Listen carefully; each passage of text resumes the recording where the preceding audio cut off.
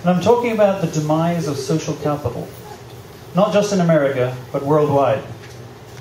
So what is social capital, and what's causing its slow death? Social capital is knowing who your neighbors are. It's being part of a club, helping a stranger, being involved in your kid's school, going to a cafe for a social drink, being active in local government. Social capital is that intangible something that is created by people like you and me, being actively involved in our communities and neighborhoods. I remember when I first came to America, we used to go for walks in the evening through the neighborhoods. And I remember wondering, where are all the people? As darkness fell, it became apparent where the people were. From nearly every house came an eerie blue light flickering through the curtains. It was the television, transfixing and gluing viewers every night to the interiors of their homes, separating them from their neighbors, relatives, and friends. Back then, we had a neighbor across the street in Up 1. We never knew his name, first or last, never knew where he came from, never knew where his hobbies were, or never knew his political views. But he did wave. He waved at us from his car every evening as he passed us by on his way home, presumably from work. We never found out. Each morning, the first sign of life was his garage door opening, like the mouth of some large beast yawning itself awake. Seconds later, his car would appear as though being spat out. You could hear the radio full blast informing him every 8 minutes what the weather was like. Anyway, if I happened to be up and outside at 6 a.m. in the morning, which was rare, he would glance over at me, smile, wave, and speed off to places unknown, while the large beast closed its mouth behind him. 12, 13, and sometimes 14 hours later, I could always tell when his car was just about to appear by the sound of his garage door opening. Just as it was fully open, his car would come around the corner, up the short driveway, and into his garage. And as the noise of his garage door closed behind him faded, it was replaced soon after by the muffled sound of calm laughter and the accompanying electric blue glow of his companion. We moved away a few months later, but we never found out what happened to him. But my guess is that nothing much ever happened to him. He just watched things happen. Obviously, not knowing his personal situation, I cannot condemn him. But I do know that his addition to his neighborhood was nothing.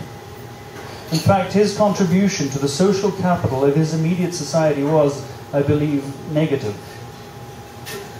Another example of the demise of social capital was brought to me some 20 years ago, when I was lucky enough to spend some time in Egypt. We did the usual touristy things, but we also had the opportunity to get more in touch with the culture, the people. We visited many little villages. We'd see the children out playing soccer on the central square, and groups of elderly women swapping stories of their youth, and small gatherings of men under a baobab tree smoking a hookah pipe. They all greeted us warmly, some selling us their wares, but most were willing to practice their spattering of English and were genuinely interested in meeting and talking with another human being from a different culture. But I remember one village in particular, a tiny village of perhaps 200 people. It was a hot mid-afternoon when we arrived in what seemed like a typical Nile Valley village. Immediately we noticed something was wrong. There were no children playing on the square, no groups of men or women chatting on the streets. The village seemed dead, as though some UFO had abducted the entire population. We looked around and eventually we saw a young child hurry down a side street and into a courtyard of a larger house. We followed, and as we approached the entrance, we heard something that we had never heard before in any other village. There in the courtyard, surrounded by at least 100 people, was a rather old-looking black and white TV with rabbit ear antenna. They had propped up umbrellas to prevent the glare of the African sun, and I could barely make out the picture. But his face and hat were all too recognizable. It was J.R. Ewing, Dallas in Arabic.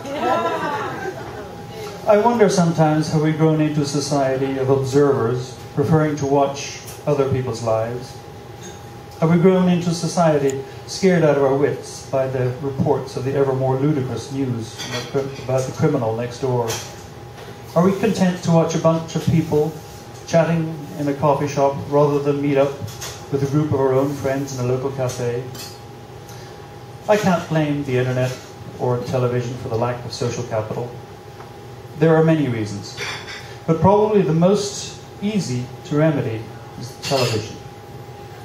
We have the power at our fingertips. Just hit the off button, join a club, go to a cafe, go for a walk with a friend, talk to your neighbour, have a block party. But I feel as though I'm preaching to the choir here. You know what I mean. You wouldn't be here otherwise. You know that coming here, listening to and talking with real human beings is far, far more gratifying than sitting in a darkened room, passively soaking up what someone in LA or in New York has decided that we should watch. Thank you for turning off your screens tonight.